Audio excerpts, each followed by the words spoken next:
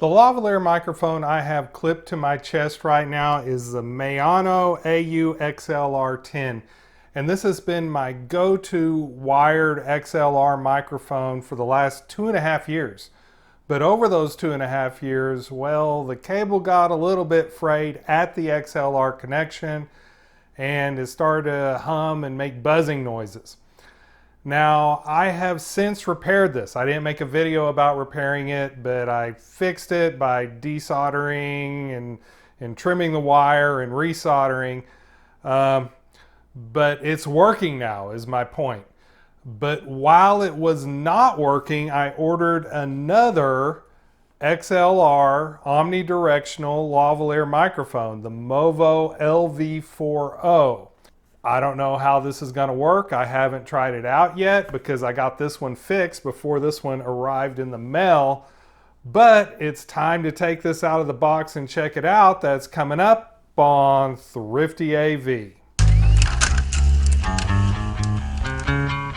This is the part of the video where you sometimes hear me say that a product is a sample product sent to me for review, but that's not the case with the MOVO LV4-O. This is something that I paid for out of pocket because I thought I needed it, because I thought this one was broken. But it's still in the box because I got this one fixed. Let's take a closer look at the box. Okay, the front of the box has the brand name MOVO. It says it's an omnidirectional lavalier microphone, and the model number is LV4-O. The back of the box shows the specs. If you want to see these in detail, pause the video now. It is a condenser that requires 48 volts phantom power and has an XLR connection. The bottom has the website, support email, and the barcode. Well, I already tore on this box a little bit trying to open it up. Okay, pretty simple packaging. Here is the XLR.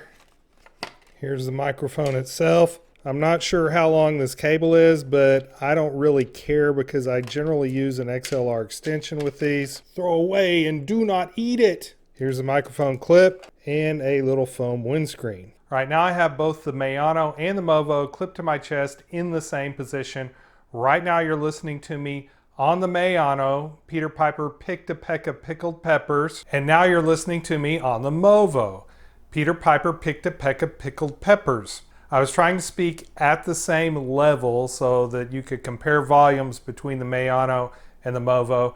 I also am going to listen for frequencies that might be emphasized on the MOVO compared to the Maono. With the gain settings on the camera set identical and no boost in post-production, the waveform clearly shows that the MOVO is louder than the Maono, and I can hear it too. And not only is it louder, there is no noticeable increase in the noise floor, and there seems to be better clarity on the high end without sacrificing any bass. All right, I have taken the MOVO off my chest to verify that it is truly an omnidirectional.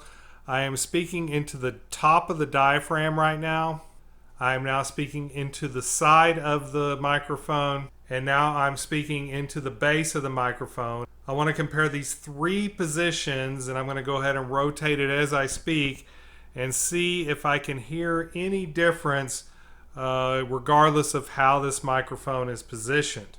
This mic is definitely omnidirectional, and that is my preferred polar pattern in a controlled environment. Now, if I'm in a noisy environment, I will want a cardioid pickup pattern, but in a controlled environment, I prefer an omnidirectional pickup pattern. I did find the frequency response in the literature. There is a boost on the high end. I like that boost. I think it adds a little bit of clarity to my voice and makes it easier to understand what I am saying. And it's doing that without adding any noise to the noise floor.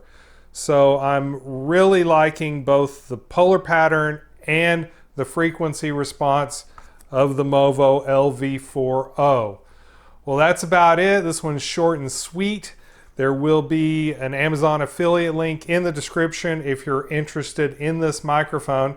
If you enjoyed this video, smash that like button.